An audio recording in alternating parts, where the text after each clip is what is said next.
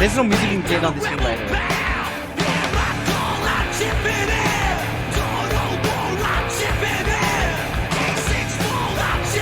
It's ready though. 30 seconds, boys, 30 seconds. Yo, let's get it.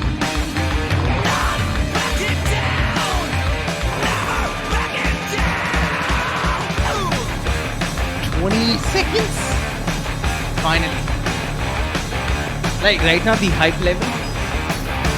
But this is so high. Imagine when the game comes out. And this is just the reveal, by the way. Alright, here we go. Alright.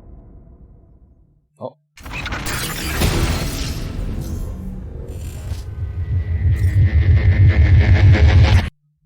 Welcome. My name is Holly, and I'm the UK Head of Communication I thought they would show the game. At CD Projekt Red. And I will be your host for today as we take a deep dive into Cyberpunk 2077. We're going to be showing you a video with new gameplay and new gameplay mechanics. And afterwards, I'll be joined by three of our developers, Miles, Philip, and Pavel, as we take a closer look at some of the things you're going to see and hopefully answer some of your questions. On behalf of everybody at CD Projekt Red, we're incredibly excited to share this new look at Cyberpunk 2077 with you. New look? Wait, they changed a lot of things. Alright, wait. This is it. This is it. Hey, V, this is it. You alright? Let's do this.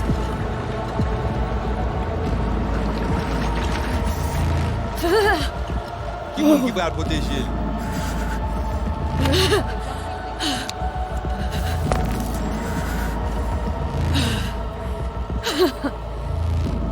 Okay. What now? Barré. Johnny? You barré?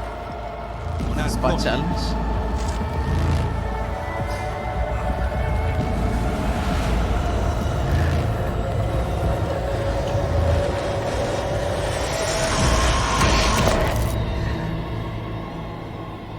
What?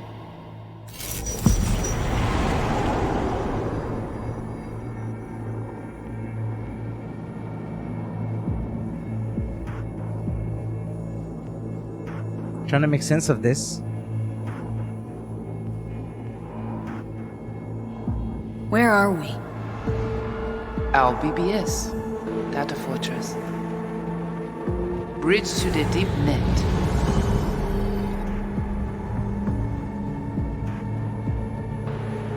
Beyond, there are no borders.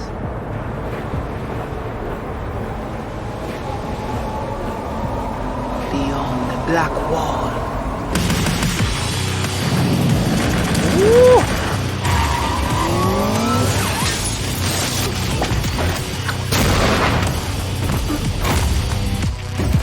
Welcome to the Cyberpunk 2077 2019 Deep Dive video. In last year's gameplay reveal, we showed you our vision for the world of Cyberpunk 2077, its quests, Stop where you are! and visual design. This year, we'd like to give you a peek at some of the playstyles you'll be able to adopt as your character progresses through the story. Here goes nothing. You're about to see sequences embodying two distinct approaches to playing Cyberpunk. We'll show you a strong solo build, that is, a character who focuses on employing blunt force and taking instant action. And a Netrunner build, a playstyle taking frequent advantage of stealth tactics, hacking, and battlefield control achieved using malicious software. Interesting. Additionally, you'll learn more about Pacifica, one of the game's districts, two gangs, the Animals and the Voodoo Boys, and you'll see glimpses of Johnny Silverhand, the digital construct who haunts our main character, V. A word of caution, given that the video covers a section of the game deep into the main storyline, we have edited the footage to contain as few spoilers as possible. Be aware that the gameplay as presented does reveal characters and locations you'll see while playing the game's main story arc. I don't mind. So watch at your own discretion. Alright. Show me. Where are we headed? As Peralez's campaign promise, this way. In this video, you'll experience a segment of a quest from the middle of the game. We're currently in Pacifica, one of Night City's 6 unique districts. You know Pacifica well. Nah. You guys aren't exactly great at rolling out the welcome mat for outsiders. It was designed to be a tourist hotspot within the city.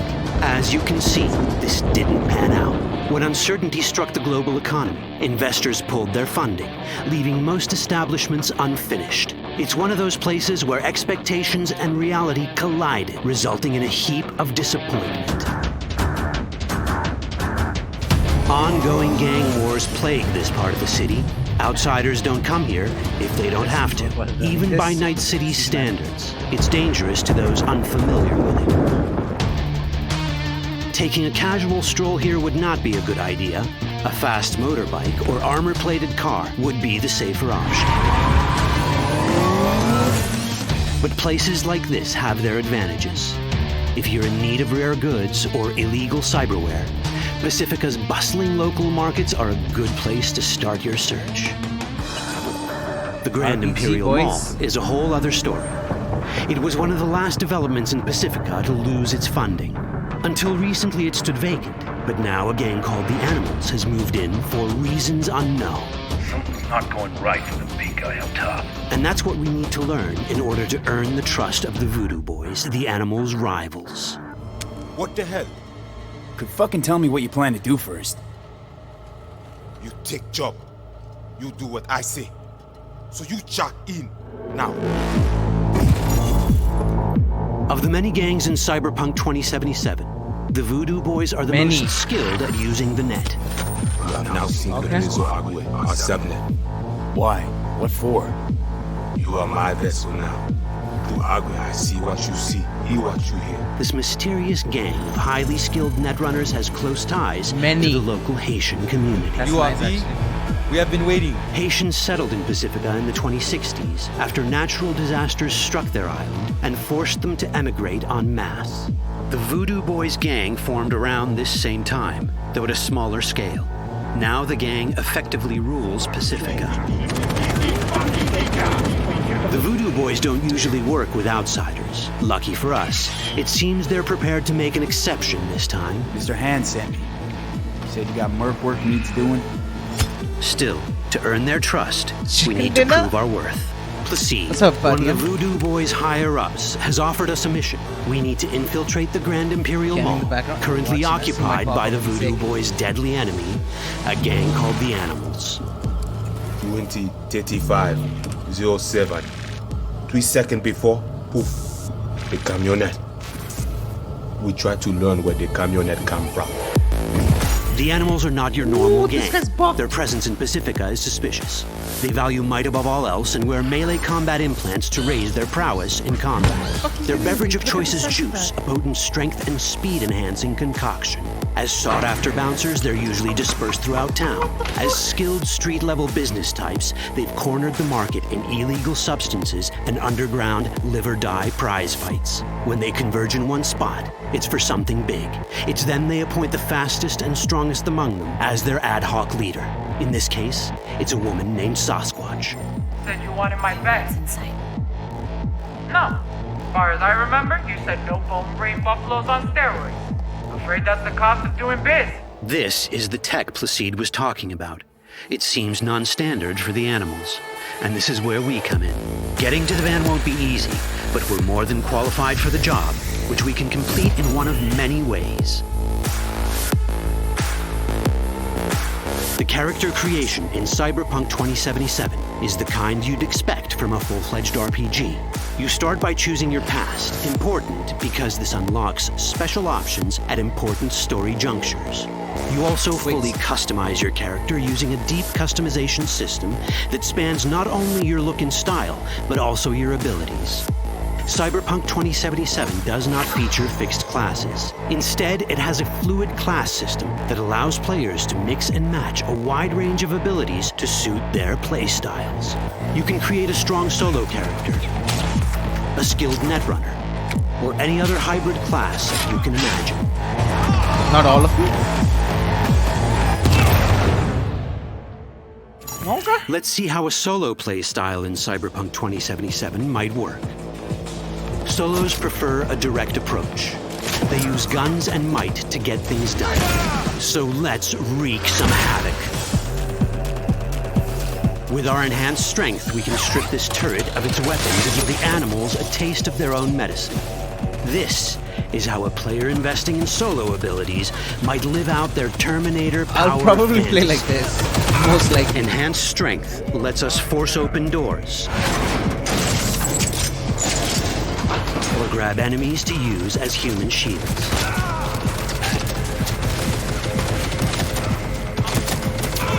We also gain access to powerful melee combat cyberware. So even someone as fast and strong as Sasquatch, the leader of this group of animals, is not impossible to beat for a solo. Okay, buddy. Sasquatch has a different game plan. She's out to jack in and hack us. Let's see how this plays out. Ready for some fun? Proceed. What's going on?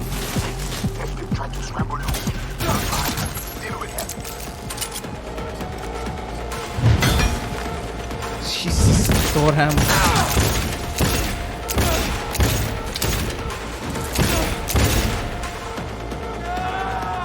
It's our choice if we want to finish her off or spare her. You're Cyberpunk, your rules. If you'd rather sneak around, hide, and strike from the shadows, no problem. Just develop your netrunning skills to get around obstacles or hack into enemy tech to have it do the dirty work for you.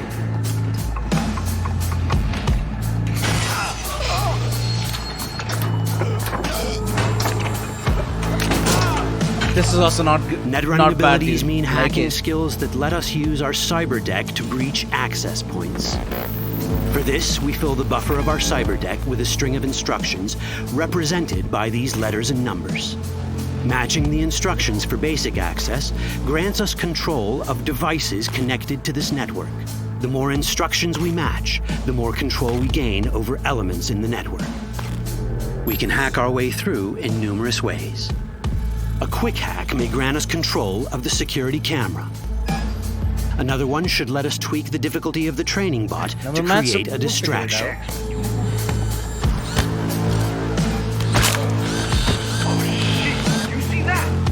With our nanowire, we can even hack this guy's implants from a distance. What the heck? In this world, almost everything is connected to a local network. So like play like Watchdog style, huh? Ours is a wolf. Nice one. Nice slaughter. Which brings us back to cyberspace. You don't get to do anything in the net unnoticed. There's always someone watching. It could be corpos, or even worse, it could be Netwatch. And that is exactly the case here. Pacifica. Who is they? Netwatch. They're always out to fuck us. Netwatch and the Voodoo Boys are like fire and ice. The first of these wants to maintain the old order and protect people from AI anarchy originating from beyond the Black Wall. The Voodoo Boys want to establish contact with the free AIs. They believe this will enable their boundless expansion on the net and grant them the upper hand over Netwatch. Netwatch sees this as the end of the world. Both are right. Whoa, hey. Easy. How you deal with the Netwatch agent is entirely up to you. Do we side with the gang? Choosing to be on Netwatch's bad side is never wise. But can we really trust the Voodoo Boys? You set me up! As you can see, we have many possible options. But in each case, we take a risk. Think I'll just stick to my plan.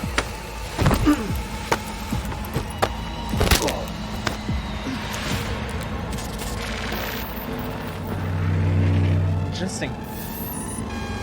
So gameplay variation is going to be a lot based on every single player that is going to play the game. Based on his decisions and how he's going to approach a specific mission. Nice. But I'm actually curious, can he like... That didn't work out well. In the world of cyberpunk, few things go as planned. Keanu? Hey! And that was just a glimpse of how complex the branching storyline in Cyberpunk 2077 can get. Every decision you make will have consequences. Your choices will shape how the world reacts to you and affect your relationships with those around you. One of those relationships is special. Ever heard of Johnny Silverhead? A rebel rocker boy really who will Keanu, be your dude. He doesn't even look like your one. adventure What the in F Night is with City? the animation? Come on, really think they give a rat's dick how you look? Like everyone in Cyberpunk This 2077, animation is like he good has effed his up. own agenda. You'll decide if he'll be your Now ally he sort of looks or like your enemy. And that chip in your head, the one thanks to which Johnny lives inside your mind. Well, that's a story for another time. Like, more CJ do that. That's the Messi?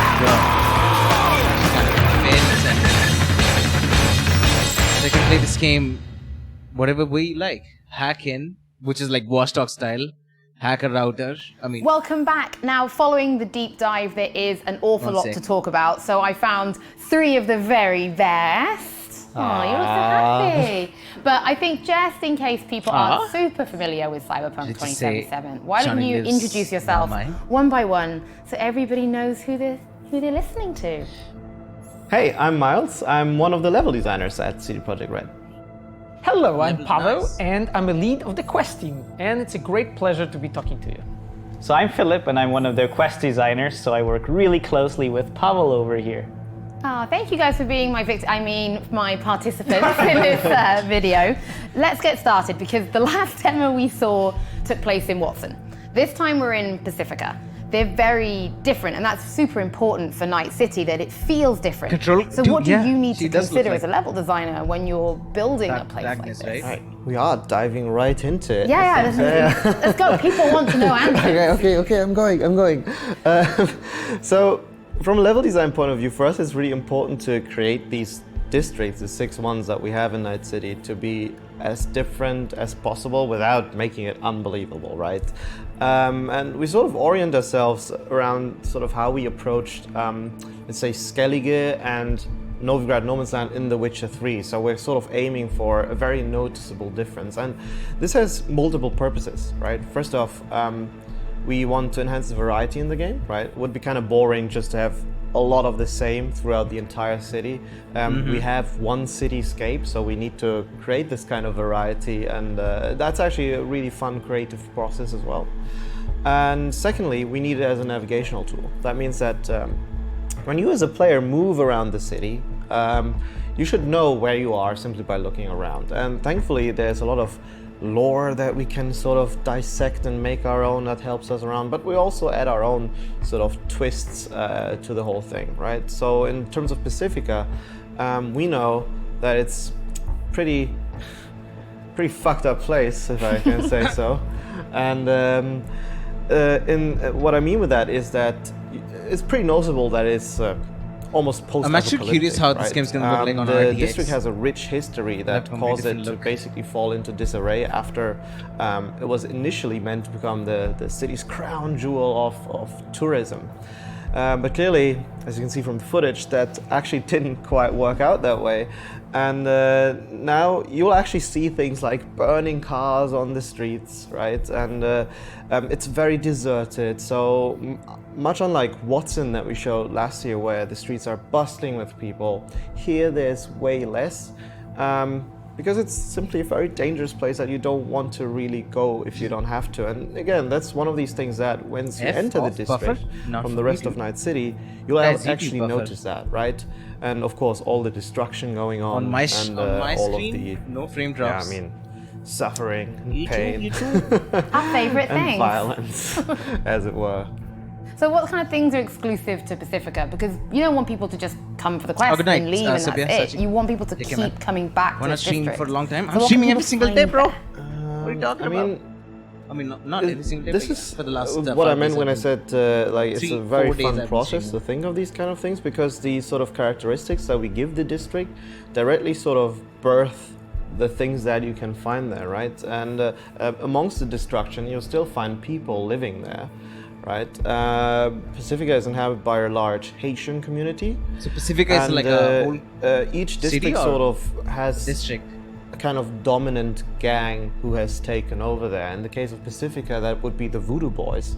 And unlike the Maelstromers that we saw last year, the Voodoo Boys are actually deeply ingrained within the community that lives there. And they actually... They're not your typical sort of street gang in the sense that they don't really bring a lot of gunpowder to fight themselves, but they actually specialize in cyberspace. They're obsessed with the mysteries of cyberspace. When will I be playing this game? Next year, when this game comes out. Their own religion, if you will. I'm excited. And they have the reputation of being the best netrunners that you can find in Night City. And it's a very cool gang that V, of course, our main protagonist, will interact with in several ways. How? You will have to find out. And I mean, that's just one of many, many different ways you'll really experience Pacifica. As I said, all of these things together, the culture, the visuals, the architecture, and the history really, will be very distinct to the district. At the same time, we're of course trying really hard to not make it feel disconnected, right? There's always a link. It should always be believable. That's one of the sort of core pillars that we build everything on.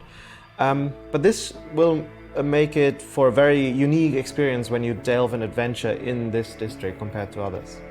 And when looking at the stories that we'll be telling in this exact district, we always make sure that it always fits to the environment, to what we want to build. So, you know, the street stories that you will find, their side quests, and the main quest that is actually placed there, it always tells the story of the community, of the people, of the characters that are living there. And the Haitian community, right, they arrived actually in Night City because of the environmental changes that were happening in the world.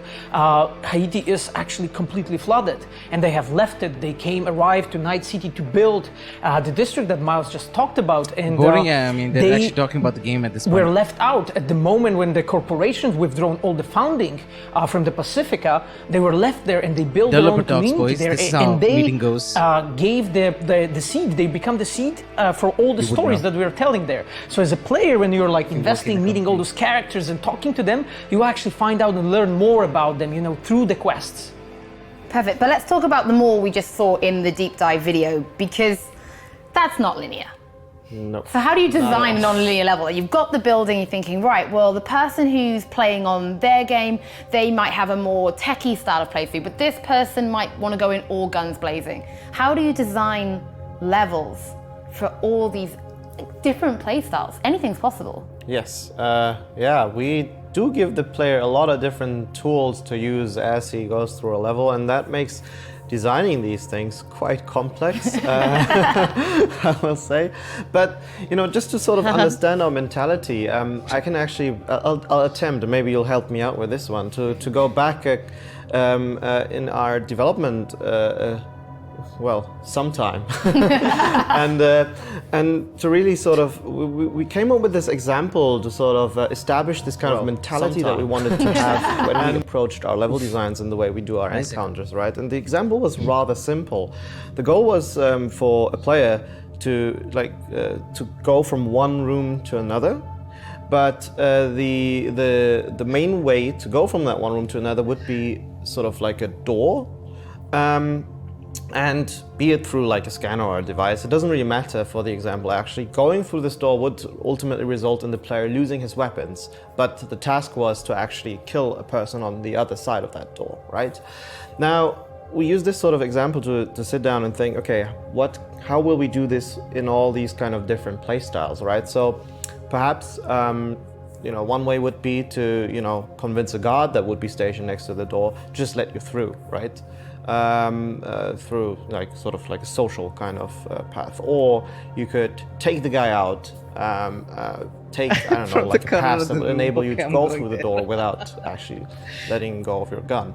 Maybe if you are invested as a meta character, this is how the conversation happens in any company. Walk through the door and then punch the guy on the other hand. But when you're in a meeting, right, and like when you're discussing like how things are gonna be working in any software, like these guys are game developers and game designers, so like in any meeting where I go to, trust me, this is exactly how is actually right, most of the the time scanner that would prevent the weapons from using usage, if allowing it you feels to move boring through to you guys, oh and boy, I don't know how then you guys use your guns on will, whatever the target is. manage the company culture. Maybe as a But yeah, kind this of is fast solo kind of how character, it is you'd in be the able companies, to just so you know. jump out of the Even though window this is not onto even a company. windowsill, double jump It's just to an the, interview you know, like a where they're balcony talking and then about the enter through the window there.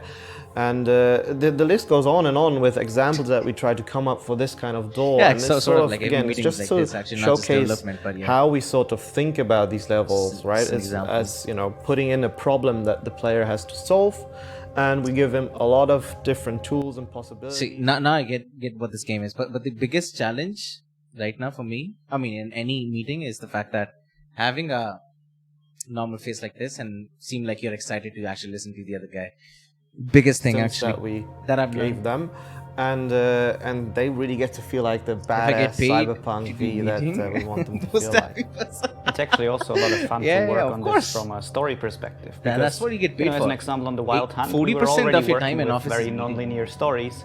But now we also have this non-linear gameplay approach, and for us, it was always really important to have these choices and consequences. And we did them in the story. You know, anything should matter somehow. But now we can also say, okay, players have all of these.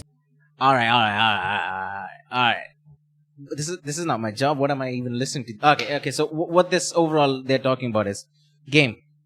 Game is gonna have two perspective. Sneak, where you can hack and progress. Other one is gonna be gun blazing, kick all everybody asses and move on. And the other way is gonna be the hack and stealth approach. The biggest question is, can I actually do like in a specific mission which is like probably 20 minutes? Can I do the first 10 minutes hack and slash, getting through things, hacking some of the routers, getting access to some of the electronics and taking access over them? And then last 10-15 minutes, me completely gun blazing. I don't know. That's the biggest question I have. Like, what they said is you can do it two ways. The question is, can you do it both ways? And what they have said is that you can actually have two types of body modifications. One is where you are more of a hacker type, and other one's going to be where you're going to be more of a buffed character. So I don't know if you can blend two types of character in one. So yeah, let's see. That's one confusion, because the problem is, as they mentioned, is the fact that you can have a completely buffed up guy who can actually punch through walls and kick players' asses and stuff. That's cool and all, but doing that every single mission, I mean, I would love to, change my body type from mission to mission. Like, depending on the mission, if possible, I can, probably go to the shop and get some body modifications so I can be more hacker type, or I can be more gun blazing type, or if possible, I can have probably both. Like with more grinding in the game, I can probably possess like both abilities that I can actually use. It would be nice. I'm just saying it, It actually is a cool idea that you can approach a mission two ways, but let's see. I mean, they've done a lot in terms of how the game is going to be played. So let's see. That's not going to happen. What is not going to happen? Like, approach a mission using two things at the same time? Gun blazing while hacking? No, I'm not saying like gun blazing while hacking. What I'm saying is like, in a specific mission where there's no requirement of actually fighting a player, I'll rather hack him. And some section where there's no point hacking a person because there's just way too many of them and there are way many guns that they can use against me, I'll rather use gun blazing mode. That's what I was trying to say. Depends on what you want to upgrade. You know what? We still have 6 months. We'll know it by then. And the game is still in development, right? It's not finished yet. So I guess they're going to be in development till, most likely, from what I know, is going to be till December. No, not even December. November. Because after November, they're going to fully go on, testing the game. Surprise vehicles. I mean, the testing is still going on, but the fact is that they're going to be polishing the game, because so far they haven't showed any ray tracing. And this game is, I guess, powered by NVIDIA and no ray tracing. That's weird, you know what I'm saying? So yeah, let's see when the game actually comes out. So, let me know what you guys think about the reveal. It was pretty good. They actually showcase a lot more how the game is gonna be. I actually do. If I have to pick one, I think I do like the hacking part a lot more because it's gonna have one extra level of thinking and the excitement level on how you're gonna hack, how you're gonna approach someone. Gun blazing will be fun for the 1 hour, but if I keep doing the gun blazing part, it's gonna get boring. But anyway, we'll see next year. Still 6 months plus. By that time, maybe they might add more features to it, where you can have a upgrade type. Where you can have both things, and you can use it one on one, and you have a cooldown once you use it. So yeah, we'll see. Anyway, thank you guys so much for tuning in. I hope you guys enjoyed the reveal. You had to wait for like 2 hours to watch it, but yeah, you finally got to watch it. So anyway, take care, have fun, and peace. I'll see you guys tomorrow, same time, 7 p.m. in the evening. I'll be streaming Man of Medan. So yeah, I'll be streaming that game tomorrow. So yeah, take care, have fun, and peace. See you guys next time. See ya. Bye.